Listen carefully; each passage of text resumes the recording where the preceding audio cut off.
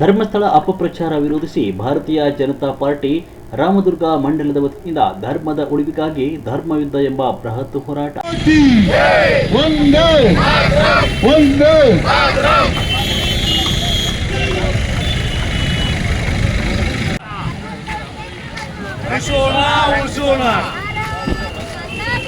जय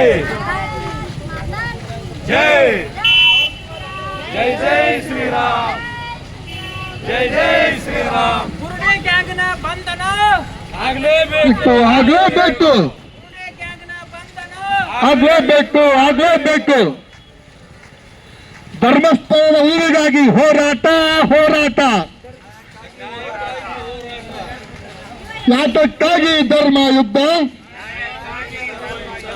ಯಾತಕ್ಕಾಗಿ ಧರ್ಮಸ್ಥಳದ ವಿರುದ್ಧ ಅಪಪ್ರಚಾರ ಮಾಡುತ್ತಿರುವ ದುಷ್ಕರ್ಮಿಗಳಿಗೆ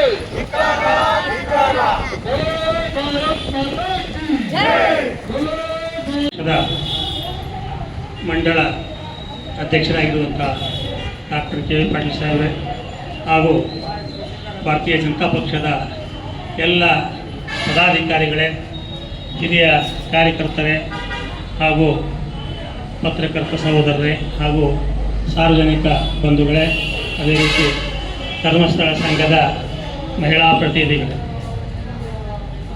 ಈ ರಾಜ್ಯದಲ್ಲಿ ಒಂದು ದೊಡ್ಡ ಎಲ್ಲರಿಗೂ ಆಘಾತವನ್ನು ನೀಡುವಂತಹ ಒಂದು ಚಟುವಟಿಕೆ ಸುಮಾರು ಈಗ ಒಂದು 15-20 ದಿವಸದಿಂದ ನಡ್ಕೊಂಡು ಬರ್ತಾ ಇದೆ.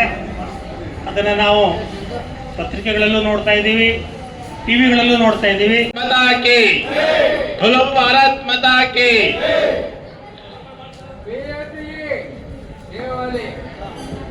ಈಗಾಗಲೇ ಕಳೆದ ಸುಮಾರು ದಿನಗಳಿಂದ ರಾಜ್ಯದಲ್ಲಿ ಯಾವ ರೀತಿ ಸಂಘರ್ಷ ನಡೀತಾ ಇದೆ ಅಂತ ತಿಳ್ಕೊಂಡಂತ ನೋಡುವಂತ ಅವಕಾಶ ಈ ಕರ್ನಾಟಕದ ಜನತೆಗೆ ಸಿಕ್ಕಿದೆ.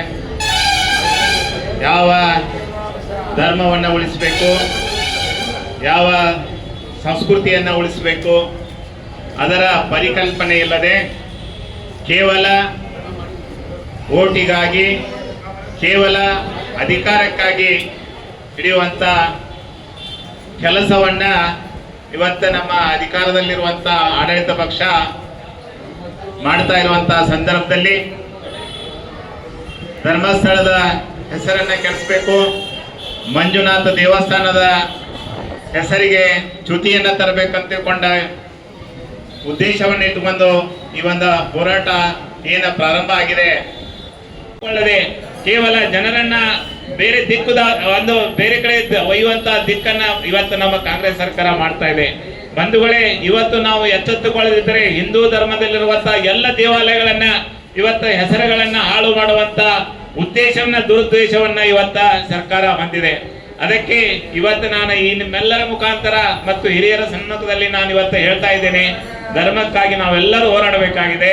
ಇವತ್ತ ಜಾತಿ, ಪಕ್ಷ, ಮತ ಎಲ್ಲವನ್ನು ಮರೆತು ನಮ್ಮ ಭಾರತೀಯ ಸಂಸ್ಕೃತಿ, ಹಿಂದೂ ಸಂಸ್ಕೃತಿಯನ್ನ ನಾವು ಉಳಿಸಿಕೊಳ್ಳುವಂತಹ ಒಂದು ಕಾಲ. ಮಾನ್ಯರೇ, ಧರ್ಮದ ಉಳಿವಿಗಾಗಿ ಧರ್ಮಯುದ್ಧ ವಿಷಯ ಕ್ಷೇತ್ರ ಧರ್ಮಸ್ಥಳದ ಹೆಸರಿಗೆ ಅಪಪ್ರಚಾರ ಮಾಡುತ್ತಿರುವುದನ್ನು ಖಂಡಿಸಿ ತಾಲೂಕಿನಾದ್ಯಂತ ಪ್ರತಿಭಟನೆ.